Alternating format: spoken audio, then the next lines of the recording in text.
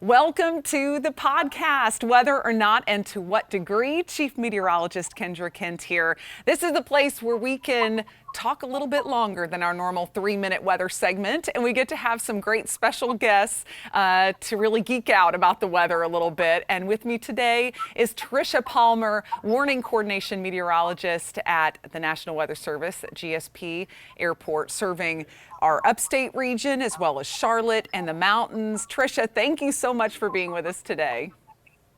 You're very welcome. I'm happy to be here. Well, I appreciate it because I know life can be a little hectic these days. I know with, trying to split work from home, and you and I both have kids during this insane time and trying to navigate, weather forecasting, coordinating, planning. I know it can be a lot. And, It can. we'll talk more about kind of that balance of things because I think it's really situational for everybody. And luckily, at least when we're taping this, which is October 21st, the weather's been blissfully calm this week. So I feel like I use these weeks to kind of catch up on everything. I don't know about you. Oh, yeah. Oh, yeah. Yeah, I feel like it's just, there's certain weeks when there's always something looming. And I feel like that really was kind of the case for, with the tropical systems we've had. And of course, everything that happened about 2 weekends ago. And I feel like we had everything from a flood threat to a couple different times where we were under a tornado threat. It can be incredibly stressful. And I know that at least when it comes to National Weather Service, you pretty much have people there all the time watching radar, and it's just depending on the level of event, right, that where you staff up a little bit more. Right. We always have a minimum of 2 meteorologists, 2-degree meteorologists on 24/7. And so if something pops up any time of day or night, we've got somebody there to keep an eye on it. I mean, there was one time, not here, but at another office, I actually issued a tornado warning on Christmas morning for a little town actually called Santa Claus. Oh my gosh. So that's why we're here 24/7, just in case something happens. And when we're as forecasters, we're looking at the forecast, and when we're anticipating something bigger happening, we always staff up. We bring in extra people as necessary to either watch radar or do the forecast so that somebody else can be freed up to watch radar. And we try to use the strengths of our staff appropriately. We have some people who are better at hydrology and hydrometeorology. And so if we're looking at a big rainfall event or flooding, we'll bring them in. We've got some people who are better at tornadoes. We've got some people who are better at winter weather. So we try to leverage those staff strengths appropriately. Well, that's the way to do it. And when you're looking at the planning, sorry, I'm getting a little bit of feedback in my ear there, but when we're looking at planning for these kind of events, some of the hardest things for us as a weather team is when something begins to escalate and become, more serious than we maybe previously thought, and trying to make sure that we have it staffed here. But luckily, most of the time, we're also 24/7 staff because we have a morning show that starts, at the crack of dark at 4:30 in the morning.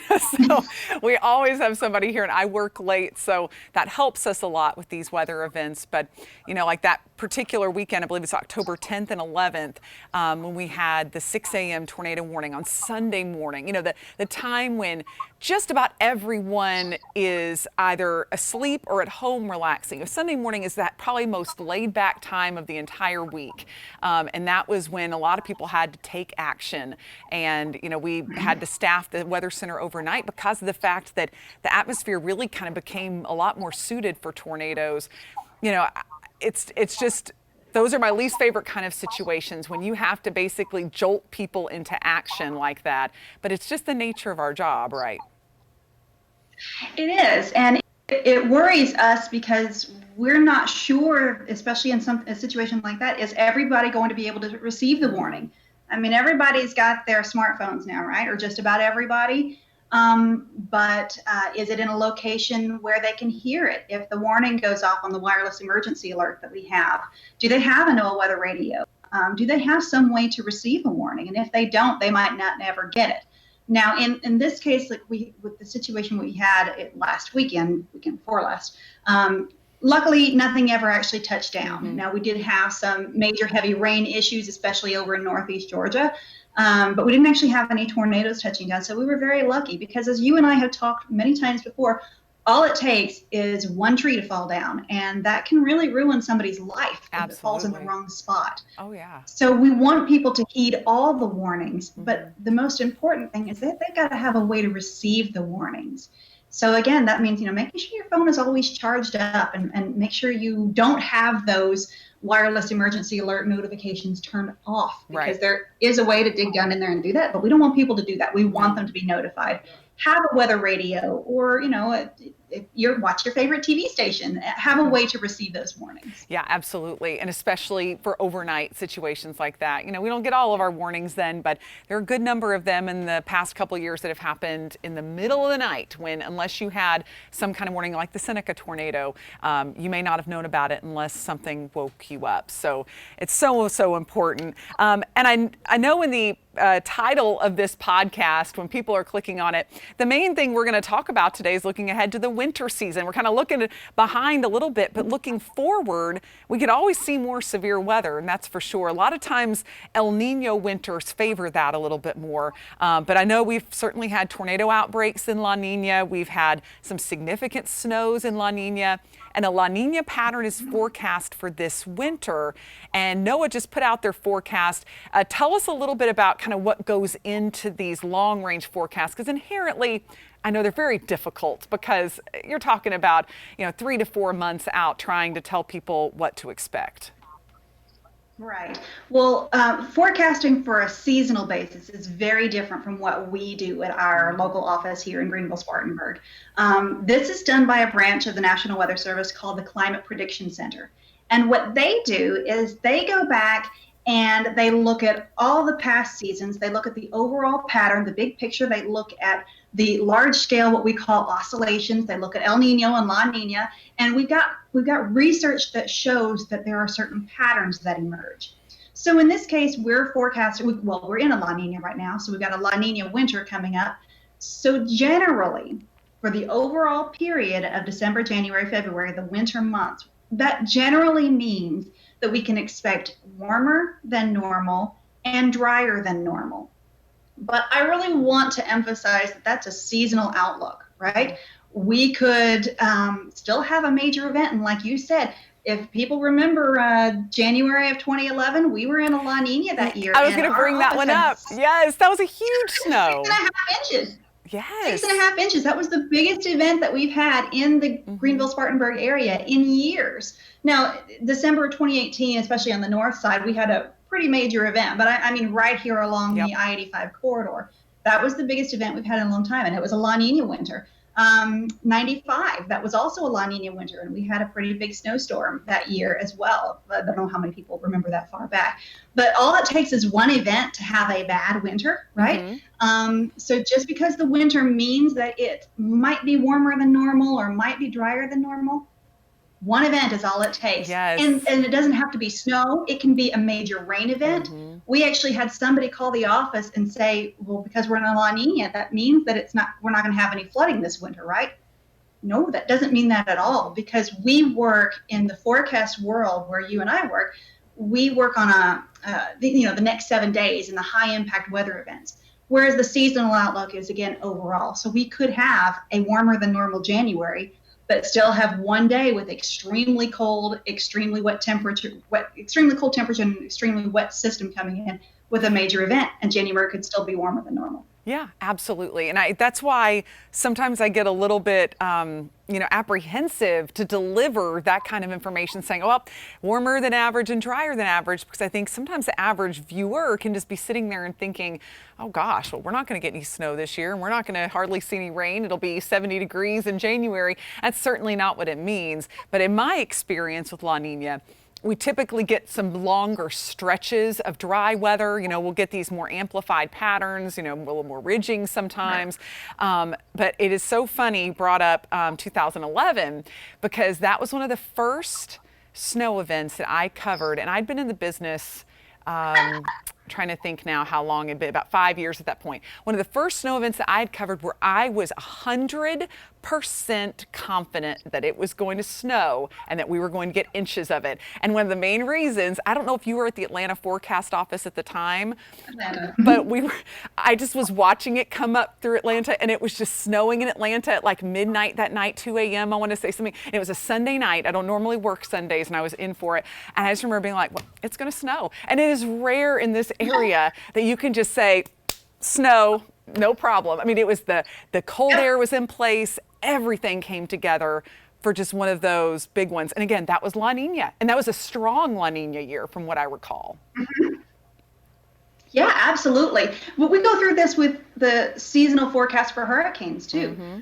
Look back at 92. That was a low year as far as the number of hurricanes. But everybody that remembers Hurricane Andrew. So it doesn't mean that we're not going to have any impacts.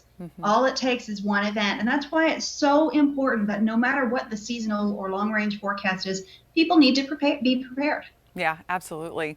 Well, so obviously this winter could bring kind of a mixed bag of, whatever. And I would never be one to put out a snow forecast, but I feel like my gut's telling me we're going to get one good one this year, especially since we really just didn't see anything last year. Last year was just some piddly stuff, but I feel like anybody who just loves snow got gypped last year. So yeah, I know that you can wish cast a little bit. I'm wish casting at least one decent event. And I feel like with my experience with La Nina, that's certainly possible. And maybe we'll get just a lot of sunshine on the other days. Like, I just love a couple days of snow and then let it be sunny and 50 degrees the rest of the time.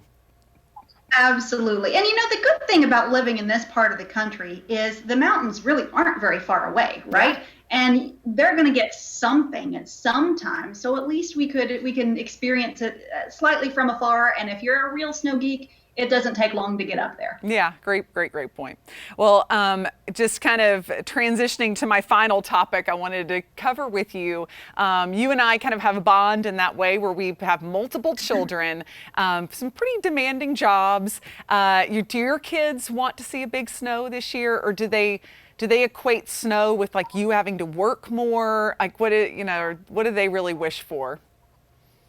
They love the snow because they love getting out there and playing in it. And if it means that mommy's not there because mommy's at work, well, you know what? Daddy's going to be there. So right. One of you will be there. It doesn't matter to them because they love the snow. Absolutely love it. Yeah, that's how my daughter is. I think she gets frustrated when, I can't remember, there was an event a couple years ago, and I actually had to spend the night at the station. That really weirded her out, like the fact that I didn't actually come home. But sometimes it can be, as you know, too dangerous for us when our shifts are over to drive home, so you end up stuck in your particular location. But no, my kids would definitely love one. I think the boys are at that stage where I don't think they remember any of the snow they've seen yet. So it would be like their first snow this year if they went out and saw it. And I think the freak out factor would be, pretty insane. But as a mom, what have you found to be one of the most challenging things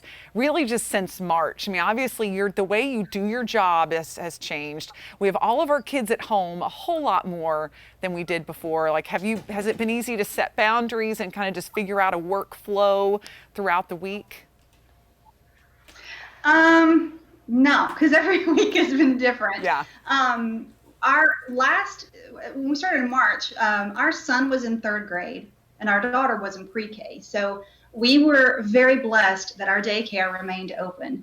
And I have been very grateful to them for remaining open because we had a pretty active spring. So I was doing a lot of tornado surveys. I was working a lot. My husband was working a lot. My husband works for the National Weather Service also.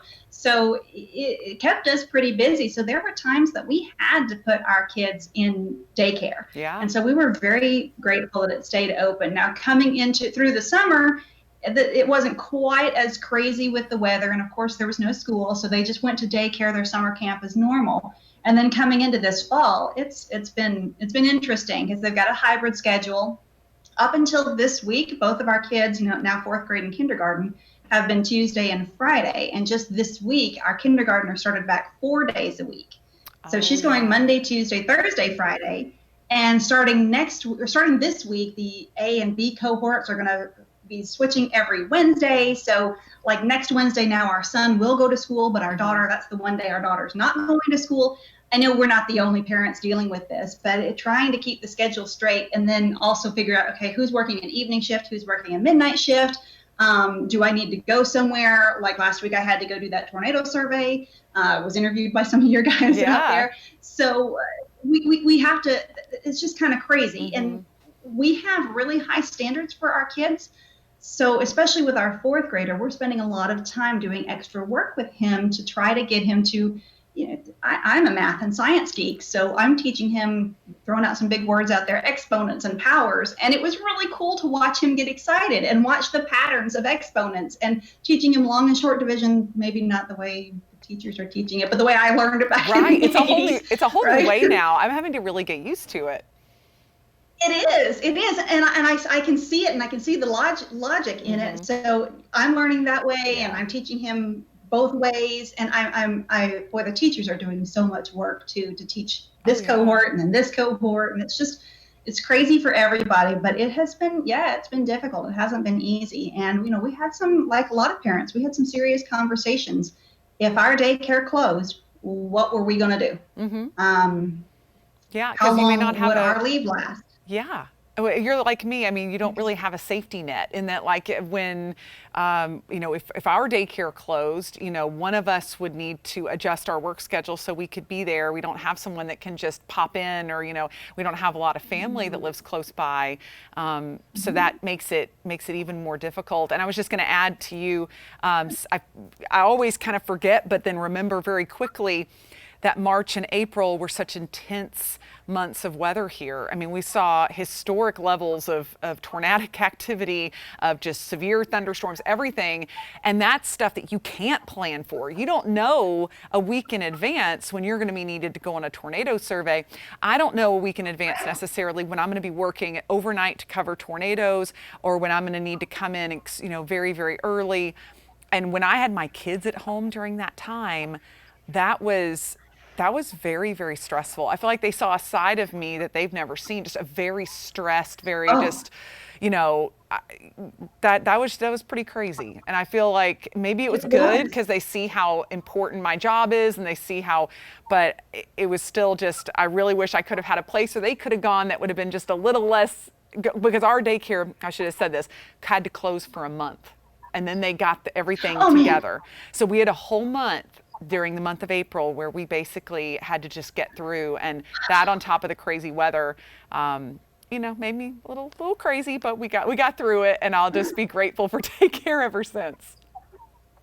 Absolutely. And like you, we don't have any family nearby. We don't have grandma to come over and watch the kids for us. And that for some that's a blessing, for some it's not a blessing. Right. So it's every family is different, and every family has their own challenges, and mine weren't worse than anybody else's. They weren't better than anybody else's necessarily. Everybody's got different resources and different things that they have to deal with. And I think it was wonderful how the community all came together, and everybody seemed to understand, hey, different people have these different stressors. We were blessed in that we didn't have to worry about where our next meal was coming from. And there were some parents at our daycare that did. Yeah. And that was heartbreaking to watch that. Their hours at work are reduced, and they've got to figure out how they're going to pay for this and pay for that. And I'm grateful that it's all worked out for us. But it was something that I wasn't ready to introduce my kids to either, because we were stressed about different things, and they were hearing from their friends about their parents being stressed, and part of it is just life, but you don't want to show a kindergartner that part exactly. of life. That's, I just think, and my 2-year-olds are just, breaking everything in sight and have no idea why mom is freaking out and yelling at them, so it's just, it was very challenging. But I think that it's just, you make a great point too, that there are so many people going through so much, and we've all just kind of been in this together, and it's been a crazy time. But I appreciate you with your busy schedule taking the time to talk to us today on the podcast, and of course, we will stay in touch and continue to touch base during all these crazy weather events. Hopefully, this typically is one of our quieter stretches between October through mid-November, unless we get a rogue, severe weather event here or there. So hopefully, we'll have some good time to just kind of catch our breath. Yeah, hopefully. Yeah. And I appreciate you having me on, and I always love chatting with you. We should keep doing it. Yes, we will. All right, Trisha, thank you so much.